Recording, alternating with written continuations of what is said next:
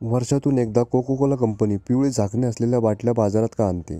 8 मे 1886 रोजी जॉर्जियामधील अटलांटा येथील जेकब्स फार्मसीमध्ये जगातील पहिला कोको कोला वितरित करण्यात आला. सामान्य आजारावर टॉनिक म्हणून डॉक्टर जॉन पेम्पटन यांनी कोको कोलाची निर्मिती केली होती. पुढे जाऊन हे उत्पादन शीतपेयाच्या जगात इतकी मोठी उलाढाल करेल हे तर तेव्हा कोणाच्या ग्वाही नसावं. असे वळूया आजच्या आपल्या प्रश्नाकडे. कोको कोला कंपनी वर्षातून एकदा पिवळे झाकण असलेल्या बाटल्या का बनवते? खरं तर यामागे एक विशिष्ट कारण आहे. आपल्याला वाचून कदाचित आश्चर्य वाटेल की याचा थेट संबंध ज्यू लोकांशी आहे.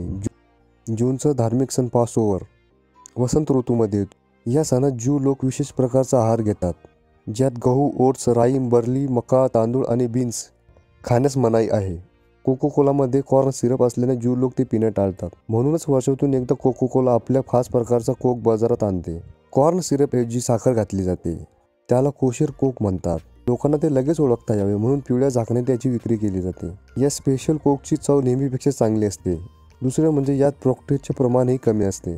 त्यामुळे बाजारात येताच काही लोक त्याची मोठ्या प्रमाणात खरेदी करतात.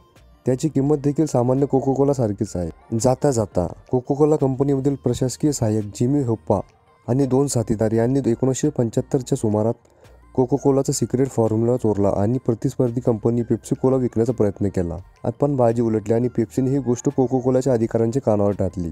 FBI ने 6 आठवड्याचे स्टिंग ऑपरेशन सुरू केले.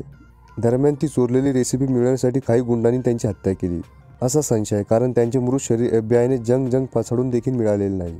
म्हणून आजही कोको कोलाची रेसिपी अमेरिकेतील एका व्हॉल्टमध्ये ठेवली जाते, ज्याच्या अंतर्गत सुरक्षा रक्षक सदैव तैनात असतात. पेप्सीने दाखवलेली या अनपेक्षित औदार्याने जनमानसात त्यांची प्रतिमा उंचावली. प्रतिस्पर्धाच्या चोरीच्या कागदापासून फायदा उकळण्याऐवजी ते न करण्यास अधिक फायदा हे पेप्सीच्या जनसंपर्क खात्याने जाणले. धन्यवाद.